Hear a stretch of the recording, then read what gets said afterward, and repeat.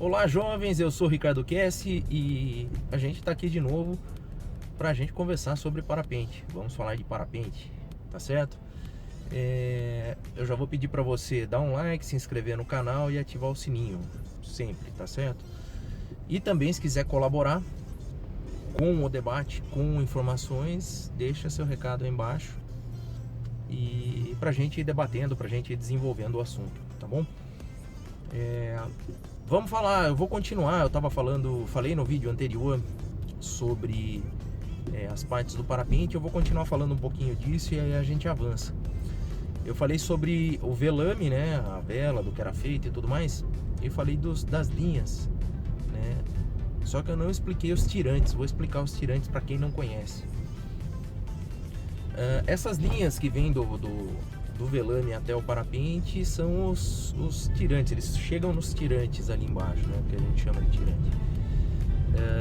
Então você vai notar o seguinte: tem vela com 3, com 4, até vela com 2 agora, tirantes. Essas linhas é o seguinte, vamos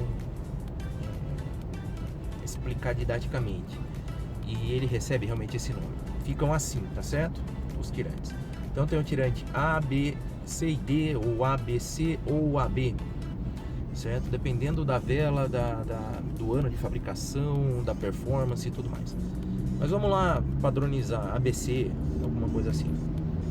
Então, se você pegar um parapente e inflar na sua cabeça, você vai notar que você tem ali os tirantes A, B e C.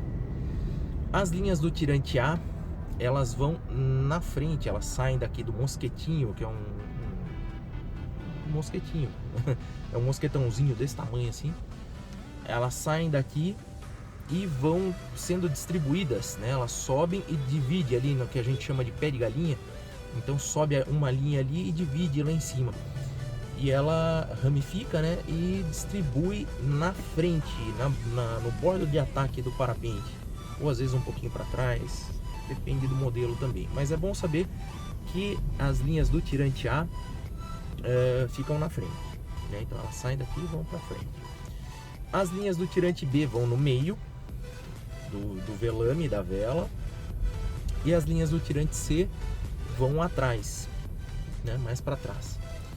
E as linhas do freio, importante, o freio fica no bordo de fuga, que é bem no finalzinho da vela. Então quando você puxa o freio, ela deforma a traseira, tá? Assim, forma um flap ali atrás, e é o que vai permitir você fazer curva para um lado ou para o outro, tá? A linha do freio também é uma que sobe, divide lá em cima, né? Ramifica lá em cima e vai para o bordo de fuga. Uma coisa que para o futuro é importante saber é o seguinte: no tirante B, A, B e C, B, sai a linha que vai para o meio da vela. Tem uma linha que geralmente ela é de uma cor diferente, que é a linha que vai para o estabilizador. O que é o estabilizador? O parapente, ele tem esse formato aqui, e essa lateral aqui, né, ela é um pouquinho curvada para dar para servir como um winglet. E depois eu explico o que é um winglet, ou vá procurar saber o que é um winglet. Mas na realidade dá estabilidade no voo. Se fosse chapado assim, não ia ser muito estável. Então o perfil é bem curvado exatamente para isso. Aí o que acontece? Essa linha de cor diferente, ela vai para a ponta da vela e ela não distribui dessa forma, como são as outras linhas. Essa linha vai para lá e distribui assim. Então quando você, por exemplo, puxar essa linha, puxa todo o bico do lateral lá do parapente, todo para dentro. Então isso é importante saber para o futuro, né? A gente explica isso aí quando engravatar o parapente, que é a ponta do parapente entrar para dentro das linhas, é ali que você vai puxar essa linha de cor diferente, que você vai ter que fazer, acionar para conseguir desengravatar o parapente. Então são esses os tirantes. Tem vela que tem mais, tá? As velas, quanto mais performance a vela, vão diminuindo a quantidade de linha absurdamente, vão deixando elas mais finas. As velas de competição nem tem aquele paninho que cobre as linhas, parece um fio dental, né? Porque fica exposto o polímero. Então a linha ela causa menos arrasto, né? O que é o arrasto? É a força contra, né? Quando você se choca com o vento. O vento é um fluido, é bom saber isso, né? É como se fosse água, só que ele é menos denso. Aí você vai falar, Ricardo, como que é como se fosse água? É o seguinte, a gente está mergulhado dentro de um fluido. Se você tem dúvida disso, anda com o seu carro a 100, 120 por hora ou 80 por hora que seja, você coloca a mão para fora. Você vai colocar a mão, vai sentir uma força para trás assim. Então isso daí é essa força que faz a gente voar e tudo mais, fisicamente falando. Bom, de qualquer forma, você está voando, existe uma força, algo que segura, e esse daí é o arrasto. E em velas de competição, em velas de maior performance,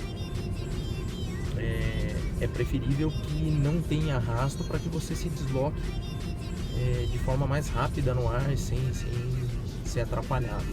Tanto é que existem as selects carenadas, né?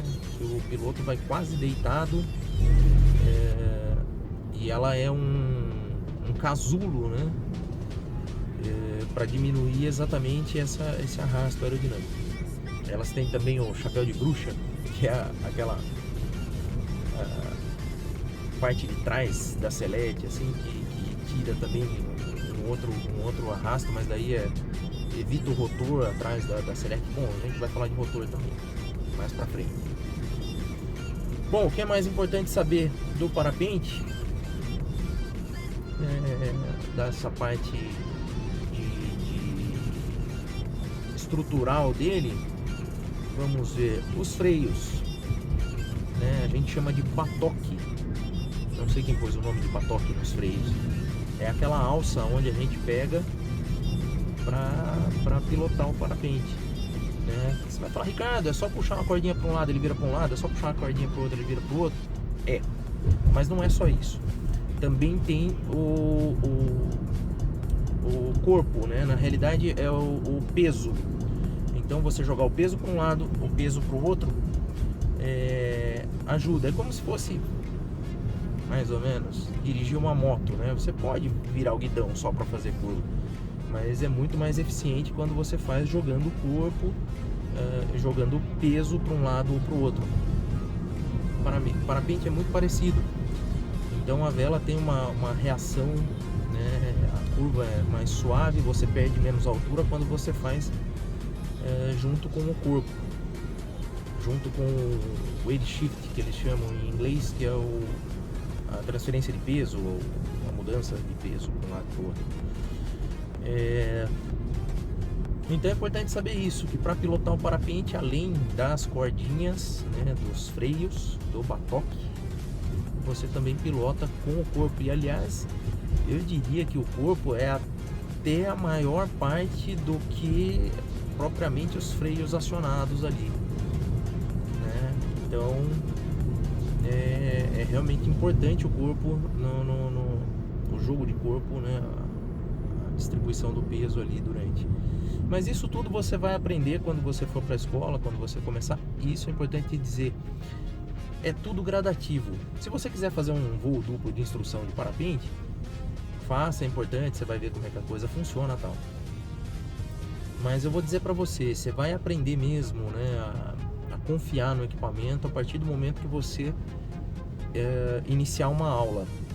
O instrutor provavelmente vai colocar você num morrinho, num morrote, tá? O que é isso? Um pasto, uma inclinação certa, que ele já estudou, já tem a escola dele lá, que ele dá aula ali exatamente por causa disso. E o vento vai estar contra, né? Porque não expliquei isso ainda, mas você já deve imaginar que a gente decola e pousa contra o vento, sempre, tá? Então você vai lá para a escola, o instrutor vai te colocar para inflar, vai te explicar como é que infla o parapente. Existem vários jeitos de inflar um parapente. Os mais comuns são invertido, tá? Você cruza um tirante por cima de você e puxa os tirantes A. Depois eu explico isso aí detalhadamente, mas tem essa decolagem invertida, tem a decolagem alpina, a qual você fica de costas para o parapente, e aí segura os tirantes, corre, né? Tem toda uma técnica, óbvio. Tem o Cobra Launch, que eles chamam, que é uma decolagem com o equipamento todo fechado aqui do lado, e aí abre uma pontinha dele, blá, blá, blá, blá, joga para cima e sai. E jeito para decolar tem, para inflar tem de todo jeito. Então o que acontece? Quando você começar a fazer aula, quando você for pro morrote, lá pro morrinho, o instrutor vai te ensinar, além de todas as outras coisas, a inflar. E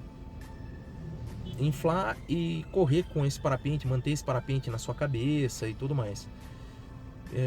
Em algum momento ele vai te soltar do morrinho um pouco mais alto e vai fazer você correr e decolar.